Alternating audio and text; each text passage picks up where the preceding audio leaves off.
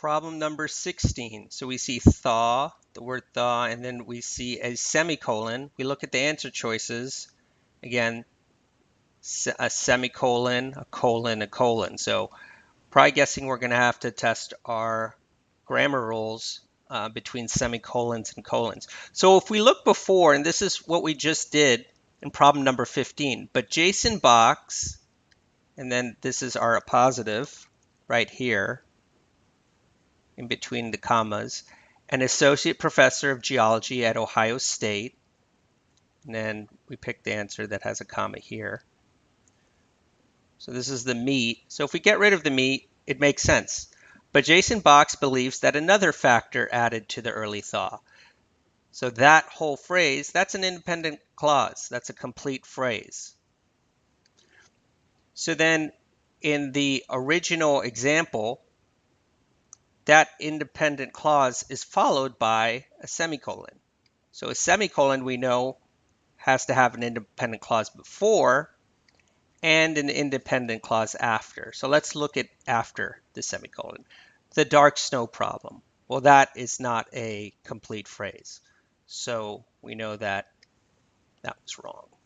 Let's look at B. So we have a semicolon, and it was the dark snow problem. Again, that is not a complete phrase, and it was the dark snow problem. You have to have a complete sentence before and a complete sentence after.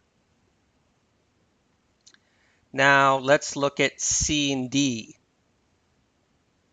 Again, the independent clause, but Jason Box believes that another factor added to the early thaw, colon. Again, colons, you always have to have an independent clause before, so that works. And then it says the dark snow problem. Again, if you look at the lesson on colons, one of the ways to use a colon is the colon will introduce a noun or a noun phrase. And this is introducing the dark snow problem. So that works. D, being the dark snow problem. Again, we really don't need the word being. The SAT actually really dislikes the word being. So if you ever see this word, 90% of the time it's wrong. And in this case, it doesn't really add anything. We want to go with the most concise option, and being doesn't really do anything for us here. So the correct answer is C. I'll see you in the next video. I think we're doing problem number 26, so I'll see you there.